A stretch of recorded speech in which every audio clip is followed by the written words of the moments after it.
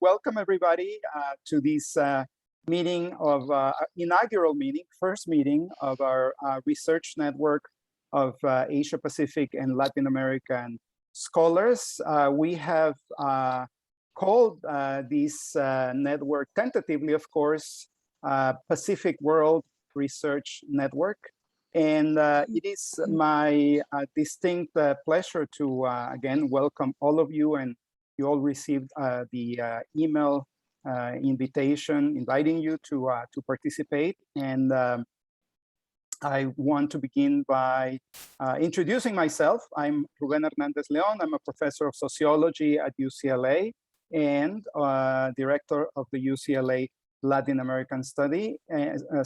And I want to also give an opportunity to my two other co-conspirators in this plan, my colleague Min Shou and Professor Stephen Acabado, to introduce themselves. So Min, why don't you go ahead?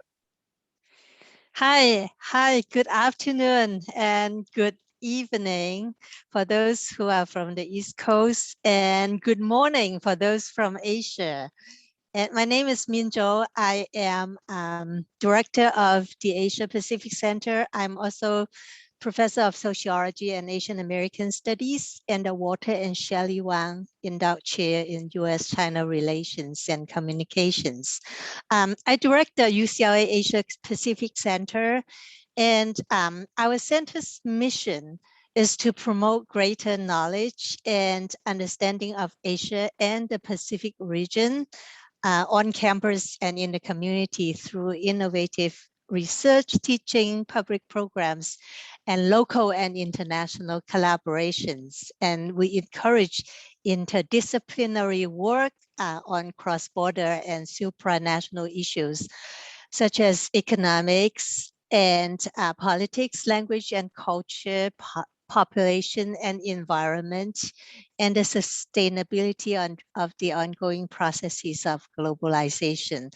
Now, our center currently has a thriving Taiwan studies program, and we have a program on Central Asia, and also we are an academic partner of the Global Chinese Philanthropy Initiative.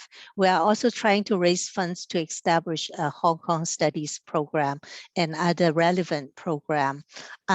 So we are just so excited to launch this joint center collaborative with the Latin American Institute that Ruben is heading, and also the Center for Southeast Asian Studies that Stephen Acabado is heading.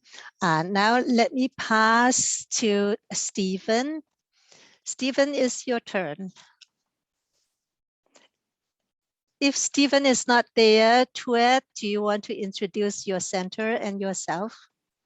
Yeah, Stephen was just here, so oh, we'll okay. come back in a little bit. But hello everyone. I'm Noet. I'm the assistant director for the UCLA Center for Southeast Asian Studies. I'm here representing our faculty director, Stephen Acabado, who's in the Department of Anthropology here at UCLA. So our center is young-ish. By young I mean we're over 20 years old, and so our focus has, like Min said, been very collaborative and interdisciplinary.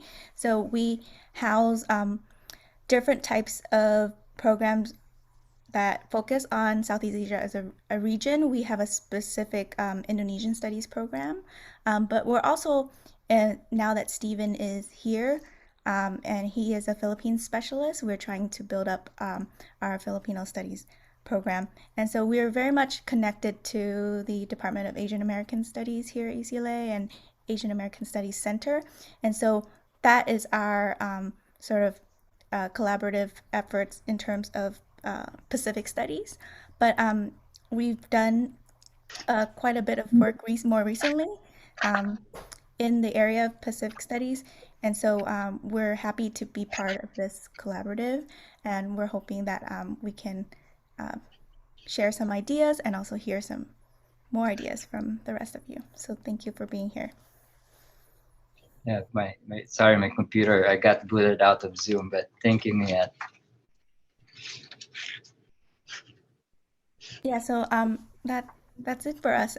Please go ahead, Ruben and Min, for our next agenda item. Thank you, Min. Thank you, Nuet. Thank you, Stephen, for those introductions. Let me just begin with just a little bit of by way of background. As I mentioned at the very beginning, you have all received an invitation to participate in this research and network initiative that we have called Pacific World. And so the idea of this and the vision and the objectives that we have around this Pacific World Initiative is to actually foster the study of exchanges and connections between two very important world regions, Asia Pacific and Latin America. And we are very interested in fostering research that is historical, that is contemporary, as well as in comparative perspective. And we have a series of activities that we are planning. First of all, we are in the process very much as we speak of constructing a listserv for all the scholars who want to participate in this network, and also a web page that will be shared by the different centers that are starting this initiative at UCLA, where we can actually list the names and affiliations of the scholars that are participating, as well as the activities that we will be hosting in the network. And one of the very first things that we are doing is actually starting a speaker series. And I am very pleased to announce that we already have our first presenter for this speaker series. So we are wasting no time. And fortunately for us, Professor Enrique Dussel-Peters of Mexico's National University, UNAM, is in the call, and he will be actually our inaugural presenter for this research network. You will be receiving a proper announcement, a proper flyer with all the information on how to connect to Professor Dussel-Peters' presentation. But let me very quickly announce it. It's going to take place on November 18 at 5 p.m. Pacific time. And the topic of Professor Dussel-Peters is Chinese overseas foreign direct investments in Latin America and the Caribbean until 2021, conditions and reflections. And this is, of course, this provides an opportunity also to mention that Professor Dussel-Peters is a distinguished economist at Mexico's National University, and he's also the head of a center on the study of China at UNAM, and he is also a leader in a Latin American and Caribbean network of scholars analyzing China's investments in the region. So this is our first talk, but we are planning to have, of course, many more in the near future, and we welcome suggestions and proposals. Of course, we want to be very respectful of everybody's time and not to clog your email and your Zoom calendar with too many talks, but we'll do the best to accommodate suggestions. We are also thinking down the line, as is colloquially put, to have a series of panels, symposia, conferences, and as you well know, because we are doing this all the time now, the Zoom era, as I like to call it, has facilitated some of these exchanges because we can actually participate in conferences and panels from the comfort of our office on campus or our homes. We would like to see each other personally, but it is also true that we can actually bridge, long distance and have a lighter environmental footprint if we do this way. So we are thinking that for the winter and quarter, we will be able to have some other events. So again, feel free to make suggestions. You can send it to the coordinators of this network, Professor Shaw, Professor Acabado, and myself, and we'll do our best to accommodate and consider these suggestions. Of course, always volunteers are welcome. Another thing that we're planning to have as part of this network is the creation of a kind of bibliography. This is something that we discussed in a preparatory meeting, a bibliography of publications of research precisely on the topics that we are that bring us together here, right? The connections, historical and contemporary, between Asia and Asia Pacific and in Latin America.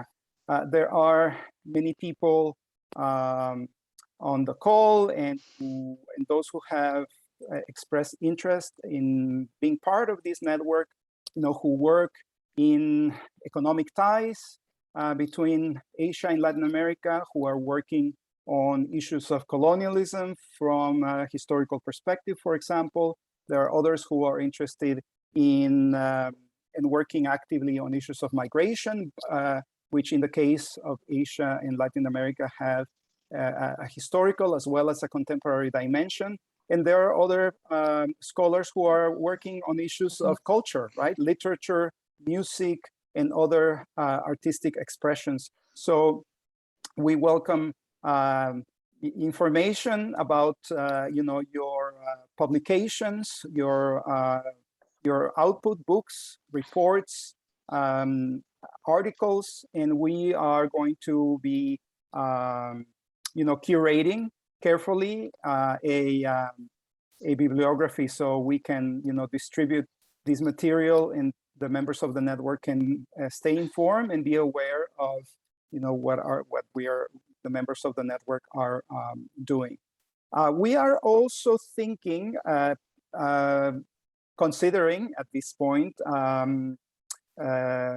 it's more of an idea than an actual plan, but we would like to promote the creation of sort of informal working groups between the members of this network. As I just mentioned, there are a series of areas of interest that are very clear in the people who are participating in the network. And there's a lot of people working on migration. There's people working on history, arts, and culture, and then more. I'm not going to repeat myself, but one possibility in the very near future, hopefully, is to also curate our list and invite colleagues, from the different institutions who are affiliated with the network to join, these working groups. Stay put, stay connected, because we're going to be, sharing information on these on these different networks. Again, here we want to welcome, possible themes, suggestions as to, what kinds of working groups would make sense, or people who might want to, in fact, sort of, volunteer to informally coordinate any of these working groups. Am I missing anything, Min, Stephen? Yeah, could I add something? Thank you, Ruben, for giving a very brief introduction of our joint initiative.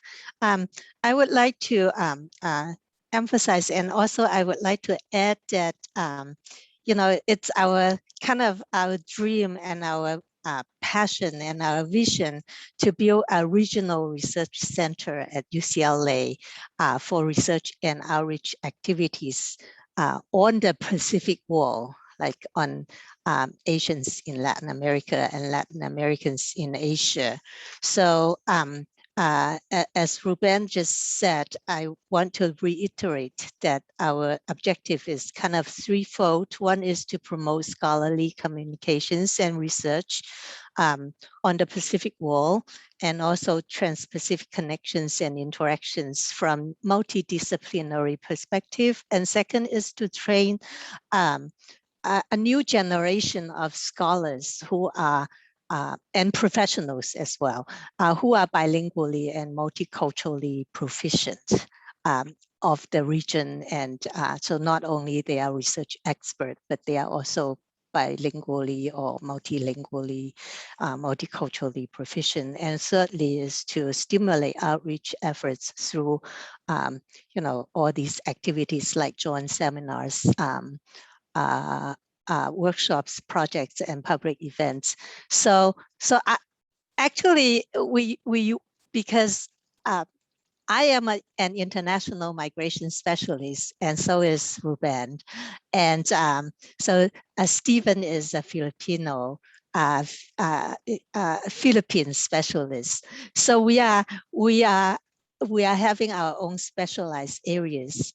So we are not as broad. So we were kind of test the water by making the call, and our call has been really enthusiastic and overwhelmingly received. So I'm so thankful. We are so thankful.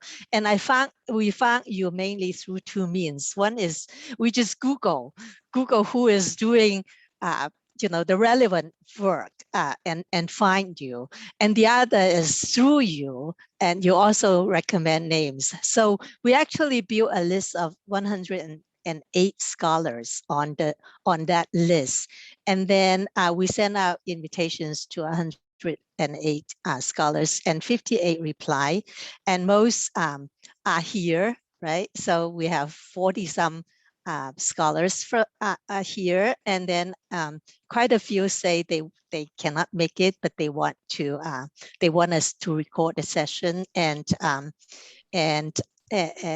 they want to be connected. So I want to say that we don't have kind of a formal project yet, but we just want to build this informal network. So it would lead to something if we inspire our each other's work through this network. So the idea is really just to get to know your work, get to know one another, and to promote each other's work, and to promote this broad areas of research from multidisciplinary perspective. So we actually don't have kind of a specific agenda. We just want to open it up. So, but the first step, as Ruben mentioned, we want to build that network and expand that network. So eventually we have a listserv. So we wouldn't clamp your email by a lot of stuff, but if you receive information, you can read, or you just delete. It's okay. But then the second one is to kind of build a bibliography that's for ourselves and for everybody in the network. And then so if you have any new work, or if you know of any new work coming, or work that we have not known, then you can send along and use that platform for promoting the work. So everything is really informal, and then like no kind of obligation, but we do it from from the bottom of our heart, and we hope that we could it will lead to something, but not like smaller working groups could lead to something. For example, we could propose like doing a special issue of a journal, doing some sort of working paper series. It's all, it could be done with with a lot of energy from you, but not a whole lot of resources. But then we could, jointly make a major grant proposal in the future. So it's all it could all be on the table.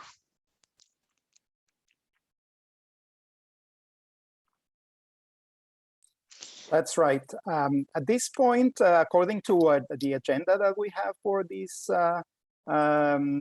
initial meeting, we would like to invite some comments, reactions from those who are on this meeting.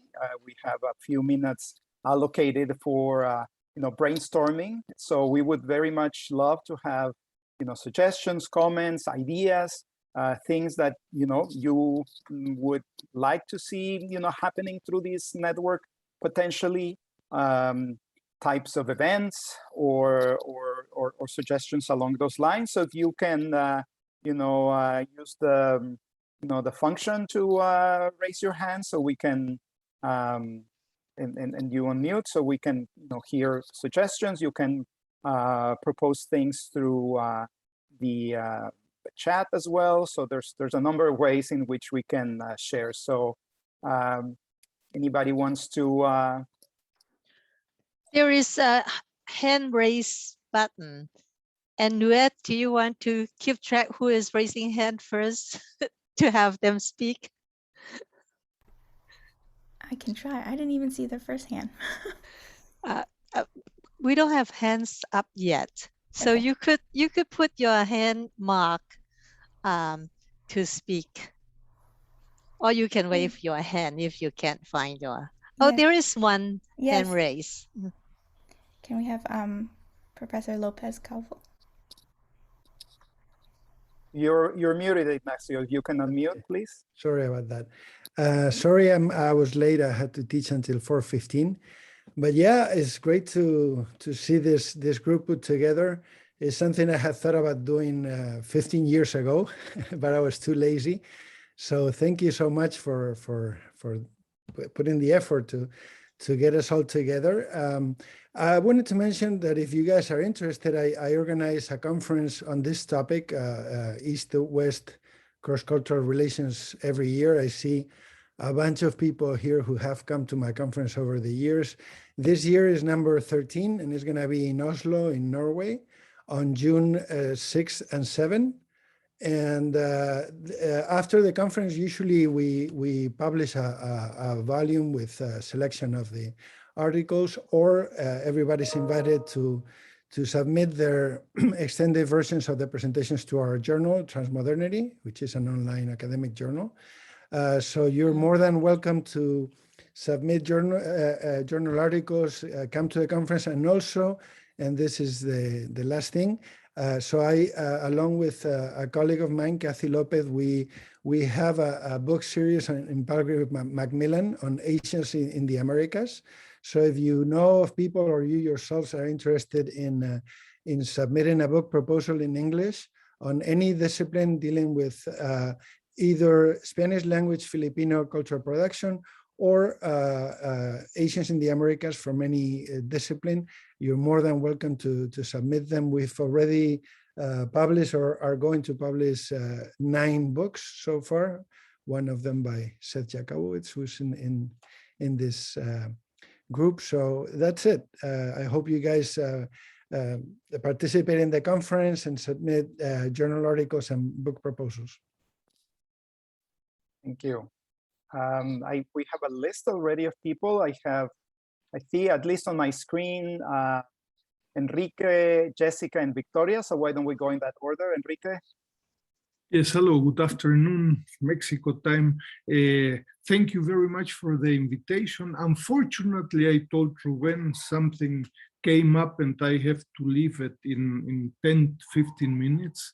And I'm very sorry for that. I will be aware of the results of the meeting today. I'm very interested in participating. In my experience, working on Latin America and Asia or Asia Pacific is a huge endeavor. We try to understand China from Latin America, and the more we do, the less we understand. So doing it for all of Asia Pacific and Latin America, it's a big challenge, to put it politely. And I simply would like to highlight that it would be relevant for this group or new network, or however we call it. It would be important to begin with the work that we are doing, all of us, and already existing networks in China, in Japan, in Korea, and in Latin America, and that we should add and not subtract, no? Or do or repeat the work that has already been done in other parts of the world. No? Thank you very much for the invitation. Thank you. Thank you, Enrique. Jessica. Thank you very much for the invitation. I am so glad that you are starting this great initiative. In my case, I conduct research on Nikkei communities, so Japanese in Peru and Brazil, and Peruvian and Brazilians in Japan. So it's my question is was about the working groups, because we might be interconnecting, right? Geographically, I like this idea of comparative studies, for example. I love the idea of the repository, because when I was doing my literature review, it was very hard for me to find, you know, the basis of whoever has been publishing. I ended up finding people, but I think that this is a great initiative because we can exchange, right, ongoing findings, and that's wonderful.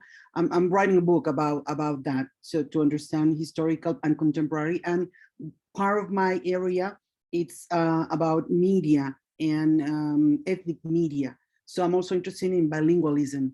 I think bilingualism is key in these exchanges. So that would be another part that would be interesting. So I see this as a Venn diagram, right?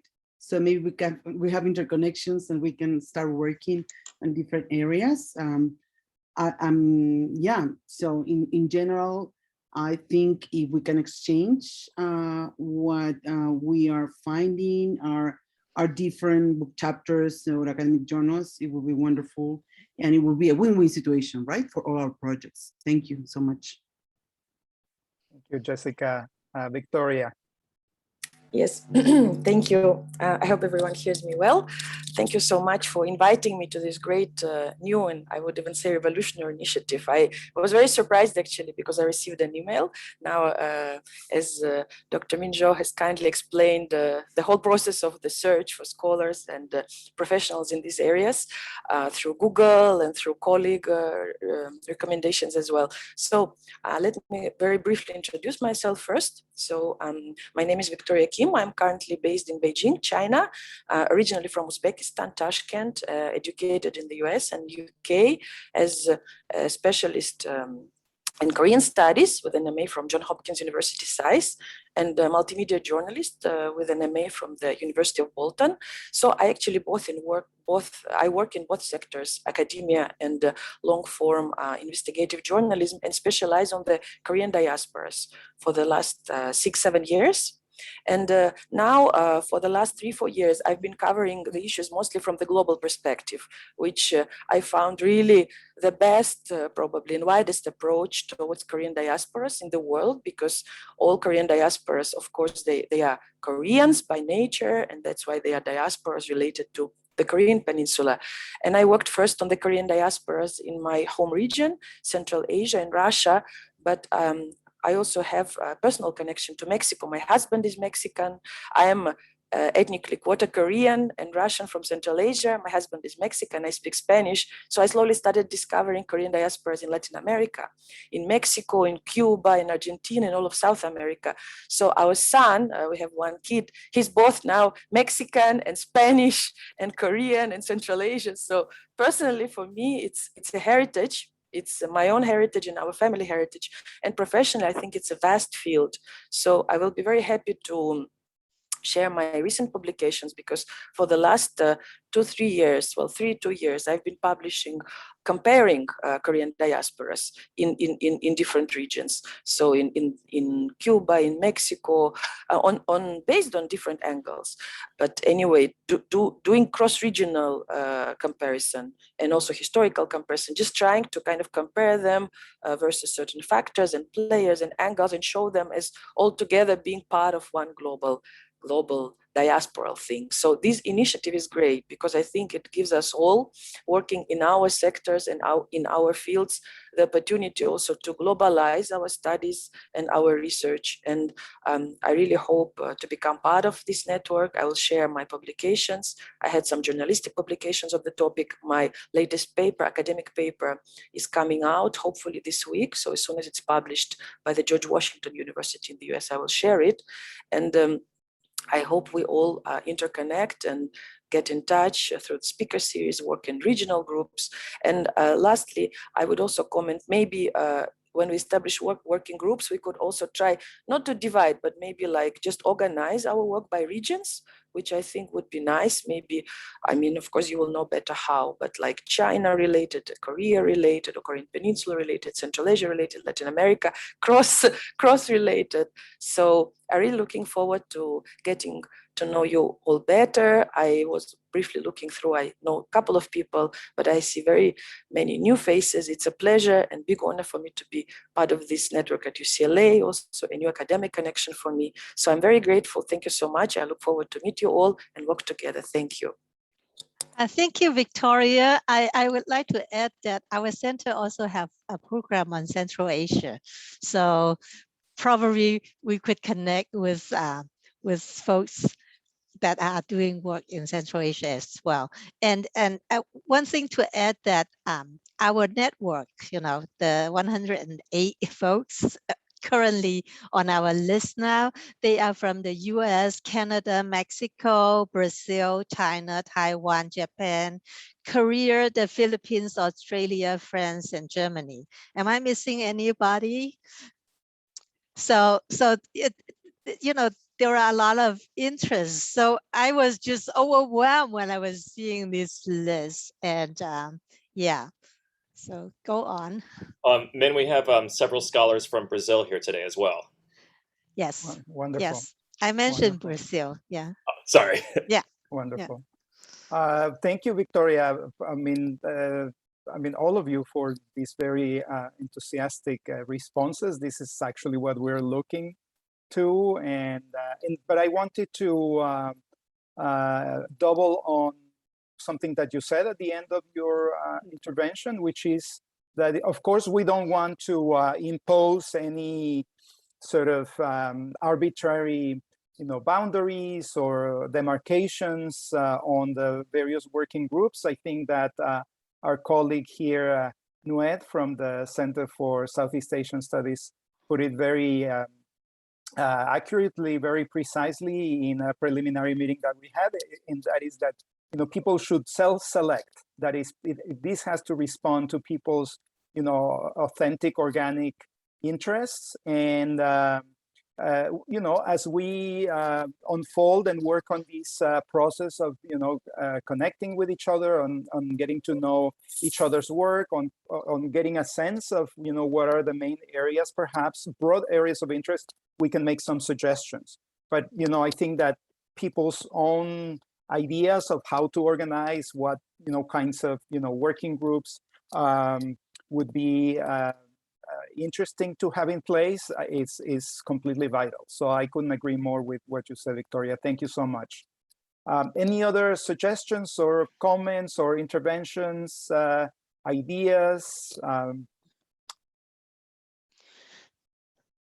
That's Christy is raising her hand. Go ahead, please. Hello. Thank you for inviting me to be part of this conversation. It's very exciting. I've been involved in the Global Urban History Network, which was also relatively new. And one thing that I've done that I really find valuable is to set up a mentorship program. So they've matched current graduate students, usually in like advanced stage of a doctoral program, and early career scholars are matched with a mentor with a more senior scholar, and they'll collaborate during the semester on a piece of writing. It could be a dissertation or a book chapter or an article, or it could be a blog post or a podcast. So open to different types of, output. And then at the end, that work is showcased or discussed in a symposium. So I feel like that's really a very practical way to mentor and support students who are doing this transdisciplinary research, and then to showcase like that their brilliant work, and to help professionalization. It's also very low cost. I think the Global Urban History Project offered a $500 honorarium for the graduate students who participated, which is, I think, everyone, all grad students can always use that extra cash, and maybe encourage people to apply. So that's something that I think would really be a successful and easy initiative enough to organize. Yeah. I was also wondering with this kind of subcommittee maybe that we're thinking of forming and potential for workshops, is there funding for those initiatives coming from UCLA, or would UCLA be able to just to help find other sources of pockets of money that might be used? Well, just now I was saying that we currently don't have any funding, but this would be one of our kind of fundraising, kind of a fun, like it's important for our fundraising, either from grant writing or from approaching private donors for the initiative, because we have to launch out something, right? Launch something and do something. And I really like your idea about the mentorship program.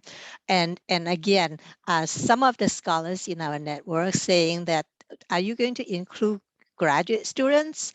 We said, of course, that's the idea, because we want the next generation of young scholars coming out and to stimulate their research interests in that area.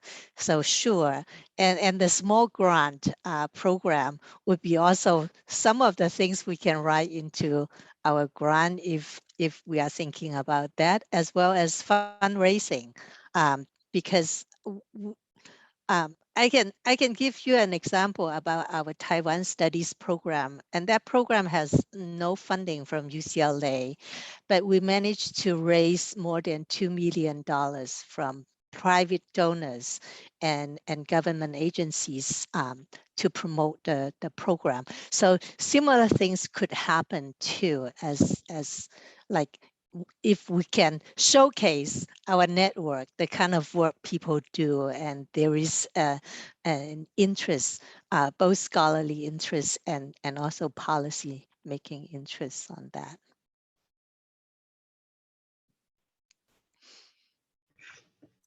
I see Stephen's hands raised, so go ahead, Stephen.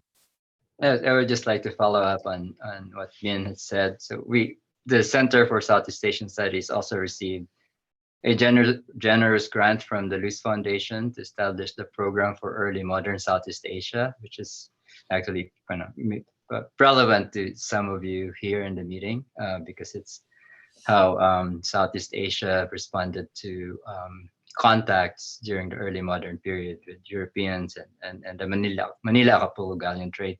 But it was the funding, the proposal was a product of the initial collaboration like this, bringing together colleagues from different disciplines, and we talked about potential sources of funding. So we had a workshop, and then we developed our proposal. So for UCLA, we received funding from the Luz Foundation. Our colleagues from the University of California, UC Irvine, received funding from NSF on their climate change work. And so I think this meeting of minds will be useful in developing such proposals.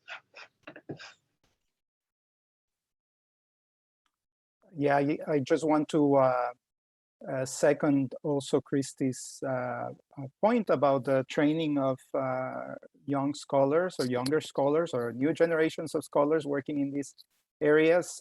Both Min and I are involved with the Center for the Study of International Migration here on campus. And one of the highlights of our annual programming is actually an Emerging Scholars Conference. And it's at this point well established within migration studies, and many colleagues from different institutions in the US and beyond are eager to participate. So once we establish and kind of more or less find a way of institutionalizing this, I think that, you know, it gains traction, attention, and it can be a great forum to offer feedback and support to, you know, doctoral students, people who are working on their dissertations, or postdoctoral scholars in this area. I see Christina's hands up. Christina, go ahead. Thank you so much, Ruben. I don't know, I struggled to figure out how to put the hand up, and now I don't know how to put it down. That's okay. Okay, there we go. Okay, sorry. So thank you so much for organizing this, Ruben and Minzel. I mean, this is, you know, it's really amazing, all the participants who are here, and I'm enjoying the backgrounds, you know, because we're all in different time zones. So this is a truly global meeting.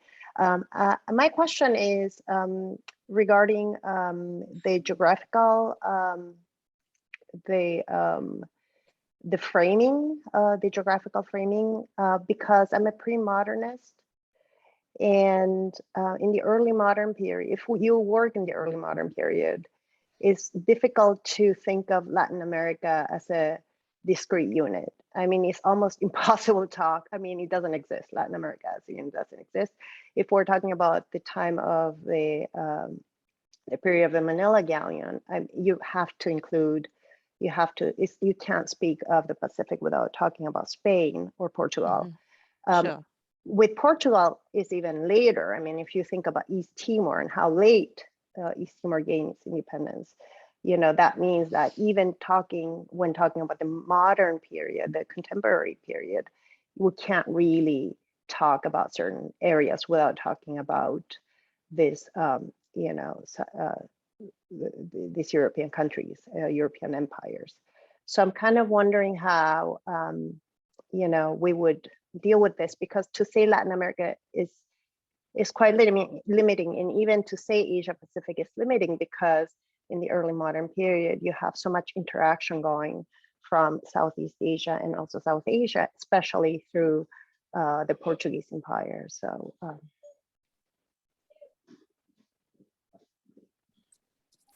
Well, you know, I think that although I'm certainly not a specialist, Christina, I think that I do have in my training a bringing in the world systems intellectual tradition. So the longue durée is very, very important, and I think that you raised a very important point in the sense that many of these demarcations, and certainly those having to world regions and in countries are, you know, arbitrary. Some are very recent, and I think that the work that you and others do, you know, constantly sort of remind us, right, of how, you know, this is, you know, these are recent creations. These are sort of, you know, arbitrary demarcations in some ways, but it also reminds us of how many of these connections have been going on for centuries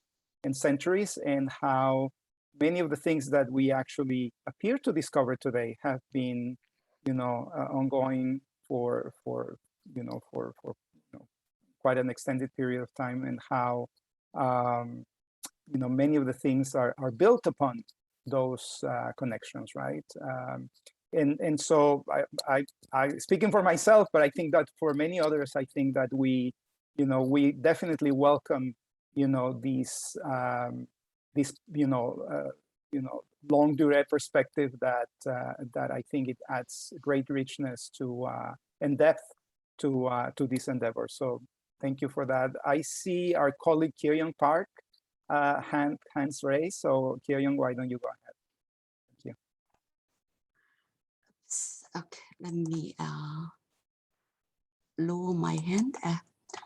All right. I think it seems the my colleagues Min and Ruben came up with this very ambitious. I mean, I'm afraid it's like too ambitious. But so my suggestion is we better be modest, you know, and then over time maybe we can develop it. Because yeah.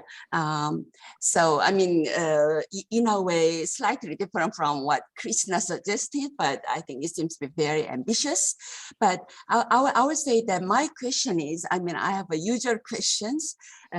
When we say Pacific world, you know, I mean, what we are trying to cover and imply, I would say that, and then also what we are excluding here. So when we say Pacific world, do we include all the Latin American countries, and you know, and then what about, you know, Pacific areas? You see, so when we use the term Pacific while excluding, you know, people like Pacific Islanders or the areas. So I think Min and Ruben might have some maybe reasons, you know, there might be some reasons why we are using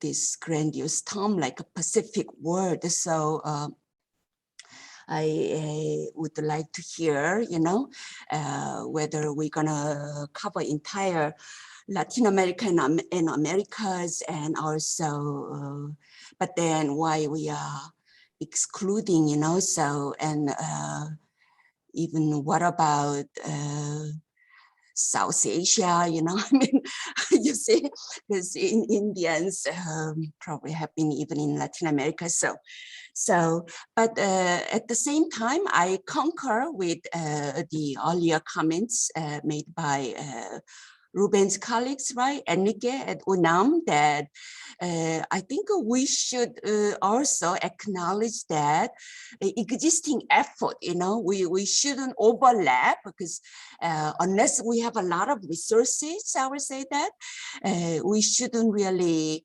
overlap or, you know, distract. So I mean, even personally, I would like to know what kind of network exists, what kind of effort is existing, you know, and then we can identify where we can make a really great contribution. I mean, I don't have any disagreement, and it's really excellent to come up with already more than 100 scholars, you know, that is needed. There has been a small attempt, but not at this scale, I would say that. So in the nation and maybe in the continent. So I think I second that opinion, that we should identify and come up with the area that we can make unique contribution that has not been made, or without overlapping, you know, without using the very scarce resource, I would say that. Thank you, Kaya.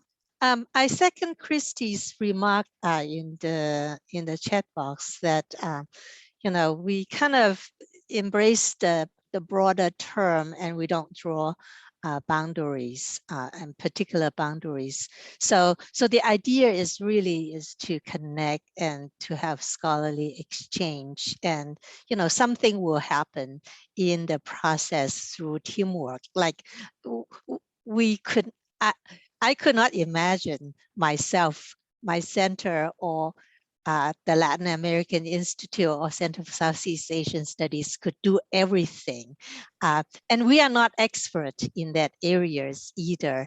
So as center directors, we are just trying to promote something.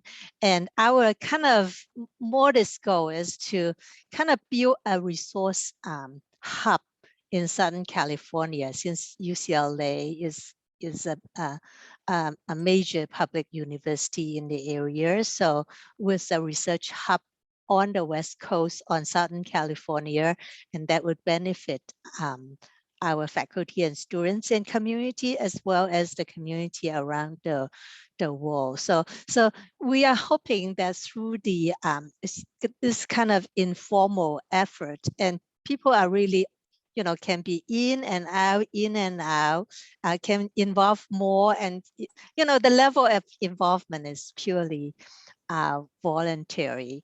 And the other thing is that the role that we could play is to help you connect. Like, we are not experts, so if in a network you can if you have some, you know, research idea, and try to look for collaborators and look for informations, and you could seek members support, but you could also come to us and we could help identify the kind of help that may fit your particular interest. That's something we could play a role in. And talking about resources, we don't really have a lot of resources. We only have the passion and energy. So with that, you know, we are just doing step by step. Hope to have a lot of things from you rather than have one thing from us. Carol. Hi, thank you. I wonder if you can hear me. Yeah. Yes. Thank you so much for creating this space. I just wanted to introduce myself. I'm Carol Chan, and I'm here with my colleague we're both from Chile, Maria Montt. And I want to say that this is a really wonderful maybe start of formalizing something that has been informal. I think a lot of us in this room already know each other and already have so many collaborations that some of you have spoken about. And this is a nice start of a conversation that maybe many of us have been having for some time. And I just wanted to agree and emphasize some of the things that have been mentioned. For example, the mentorship program.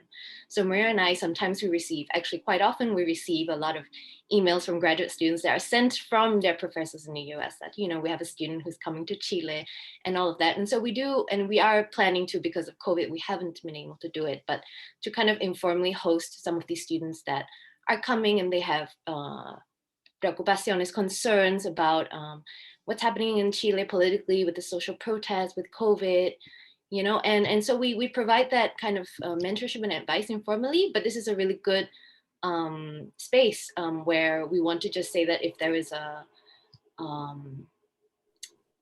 database of scholars, where they're based, what universities, what cities, so that when students come, they can count on some of us, as you mentioned, Min Jo. It's voluntary, and so I guess scholars can also note the level of commitment and availability. But yeah, but I really think that mentorship should be something that's emphasized in this network. And thank you so much for providing space and starting this conversation.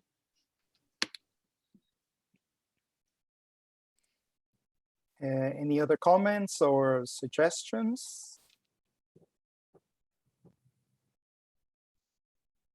So if there are no other comments, but you can jump in at any moment. But I would just like to say or mention some of the expectations that you know, we think we can have from scholars participating in this network. One of them is obviously to engage the network, sharing information. This is something that has already been mentioned, and I think that people have been quite receptive to this.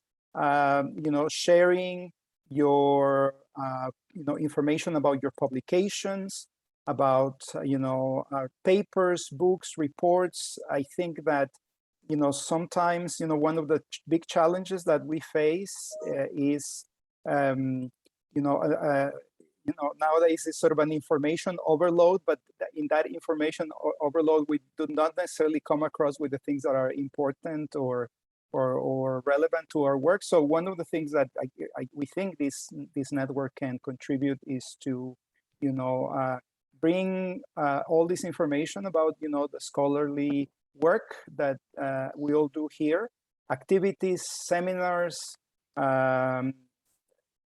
talks of different kinds, and we can share with the network. And I think that this would be, for starters, a good service to this intellectual community, right? People will go to the things that are useful to them. And as Min said at the beginning, you know, you follow through if it's of interest and useful. You delete if it's not, right? So, but please send us information about your publications or other events or conferences that you're aware of. As several people have said already, there are, you know, versions of this effort that have been going on partially informally, you know, for quite some time in different parts of the world. Ignacio mentioned that as well at the beginning. And, you know, our goal here is, of course, not to replace, substitute, or displace anybody, is to enrich these endeavors. But sometimes we simply don't know about these things, right? Unless we're connected to an existing network, we don't know about this conference in Sweden, right? Next year. But now we can share this information with more colleagues, and you know, some of us will gravitate towards that. So again, workshops, webinars, and just as we're doing today, you can, you know, forward via email, you know, your suggestions, ideas about, you know, future, you know, collaboration, you know, future events.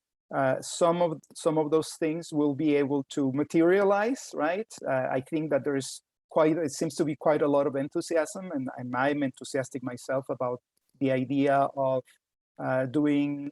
supporting, you know, young scholars, and doing something where, you know, senior scholars, for example, can, you know, discuss and support the work of younger scholars who are coming through the sort of academic pipeline, right, earlier in their career. The other thing that I wanted to mention is that we want to learn about other people. So one of the ways in which we were able to get the numbers that we got today was by getting suggestions from you. You know, we started with quite a small number of names, but we were able to invite a good number of people and, you know, make them aware of this effort only because you suggested other people, right? At various moments in their academic careers, right? We did not want to discriminate. On the contrary, we want to be as inclusive as possible, and so we have, you know, people who are, you know, doing a PhD, people who are, you know, junior, etc., you know, senior scholars, people who are working in your, you know, traditional academic, you know, institutions, sometimes in research centers. You know, I have here on the call my dear friend Motoi Suzuki from the National Museum of Ethnology in Japan, and he's you know, he and I have been connected for, you know, now I don't know, like 30 years or something like that, and you know, he works in a museum, right, doing great work on Latin America, and so we also cross institutional boundaries, right? It's not necessarily all about universities and these more traditional academic environments, although obviously they play a central role. And finally, I want to ask all of the people on the call, and we'll send an email as a kind reminder, to send us a short bio.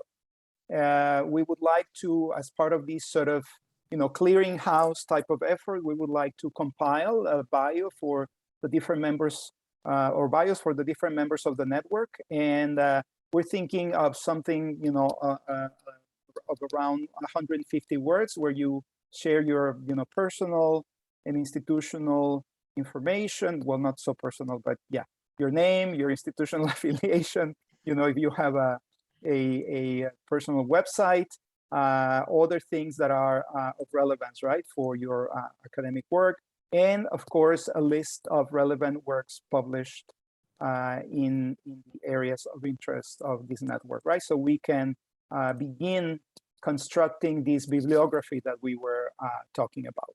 So these are some of the things, you know, it's low effort at this point, but we would like to, as much as it is possible, as we combine resources throughout this process, to ramp up some of these efforts. But in the end, it will depend on all of us, right? This is not something that can be artificially sustained. It's organic. It can only be organic and reflect the interest and effort of the members of the network. Is there anything I'm missing here, Min, Stephen, Nuet, Brian, any of the folks affiliated with part of the organizing effort here? That's a great beginning. I think so.